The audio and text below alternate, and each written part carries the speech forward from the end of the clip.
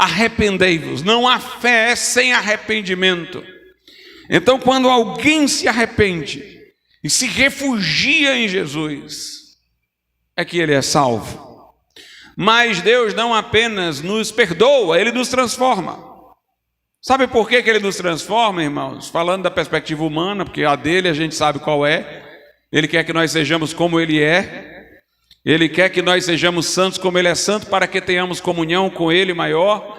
Mas da nossa perspectiva, Deus exigir de nós o arrependimento e não mudar as nossas vidas, seria nos chamar a uma vida de frustração. Imagine, Ele me convence do meu pecado, Ele mostra a minha miséria, eu lamento a minha condição, vou a Ele, encontro perdão, mas eu continuo vivendo aquela mesma vida miserável que eu abominei, que eu me angustiei por tê-la tido, que me levou a ir a Ele em busca de perdão, eu continuo na mesma. Se Deus nos chamasse ao arrependimento, mas não mudasse as nossas vidas, Ele poderia até nos dar o perdão, mas Ele estaria nos chamando a uma vida de frustração. Aquilo que eu abomino é aquilo que eu vou estar sempre praticando, vivendo naquilo. Eu vou viver a vida ao mesmo tempo agradecido, porque não vou para o inferno, e vou ficar me lamentando, porque aquilo pelo que eu vim a Jesus, eu continuo dominando a minha vida. Por isso, o nosso Deus não apenas perdoa, mas liberta. A salvação tem 3 dimensões. Uma é a salvação da culpa. Pelo pecado me tornei culpado e merecedor de castigo e de condenação. Deus me salva da culpa e logo da condenação. Nenhuma condenação há para os que estão em Cristo Jesus. Essa é a primeira dimensão. Eu sou liberto da culpa e logo da condenação que o pecado trouxe. Mas Deus me liberta também do poder do pecado. Se o Filho de Deus nos libertar, disse Jesus, verdadeiramente sereis livres. É o que a Bíblia chama de regeneração, o nascer de novo. Quando nós entregamos nossa vida a Jesus, não só somos perdoados, mas transformados em nova criatura. Aquele que está em Cristo, nova criatura é. Coisas velhas já passaram, tudo se fez novo. O pecado já não mais o domina. Um crente salvo pela graça pode pecar no sentido de possibilidade, não de autorização? Pode. Se ele não vigiar, se ele não se apoderar dos recursos da graça para dizer não a uma tentação, se ele precipitar-se, se ele colocar-se em condição que o enfraquece, em vez de se encher da graça de Deus, ele pode pecar. Mas a questão é que ele pode não pecar, o que o incrédulo não pode. O incrédulo pode trocar um pecado pelo outro, mas sempre estará aprisionado ao pecado. O crente não.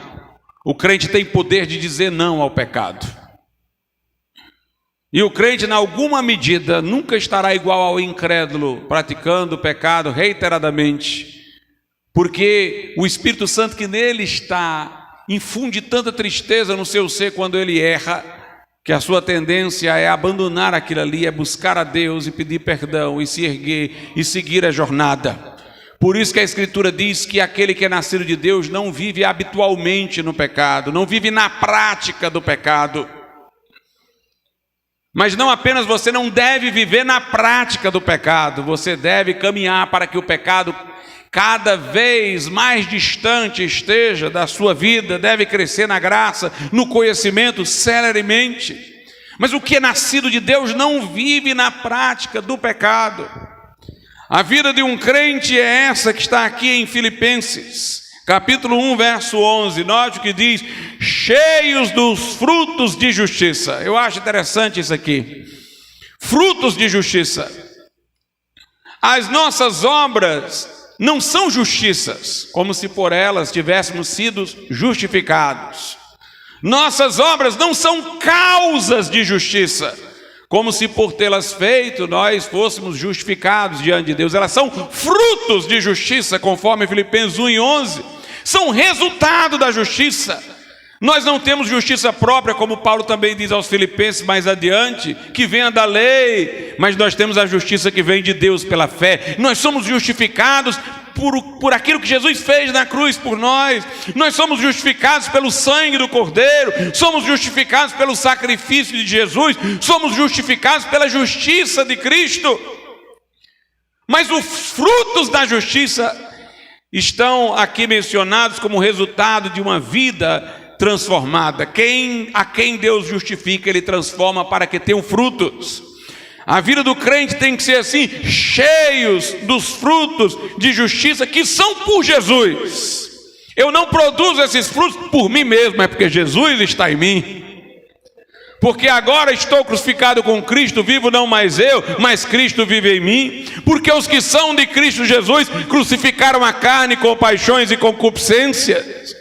Porque agora longe de mim gloriar-me a não ser na cruz de Cristo, pela qual estou crucificado para o mundo e o mundo está crucificado para mim. Eu vivo essa nova vida por Jesus Cristo, esses frutos de justiça por Jesus Cristo, para a glória e louvor de Deus. Não faço mais obras pensando em me gloriar por elas.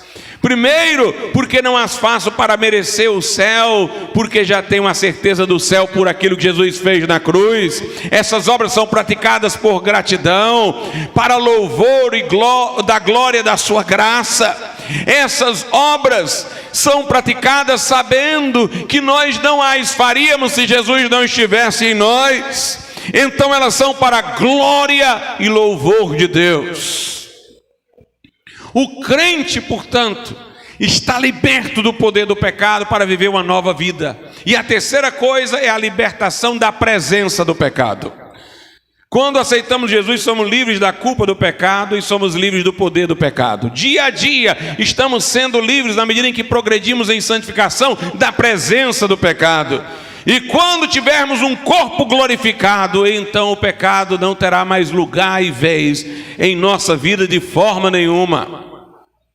Deus quer nos livrar da culpa, do poder e da presença do pecado, para que nós andemos em novidade de vida. Lá em Romanos, no capítulo de número 6, versículo 14, a Bíblia diz assim: porque o pecado não terá domínio sobre vós, pois não estáis debaixo da lei, mas debaixo da graça. Que coisa gloriosa! O fato de nós estarmos debaixo da graça de Deus, que nos acolheu, que nos perdoou, que nos recebeu sem que o merecêssemos, não quer dizer que nós estamos dominados pelo pecado. Porque sob a graça não só somos perdoados, mas o poder do pecado é quebrado. O pecado não terá domínio sobre vós, porque não estáis debaixo da lei, mas da graça.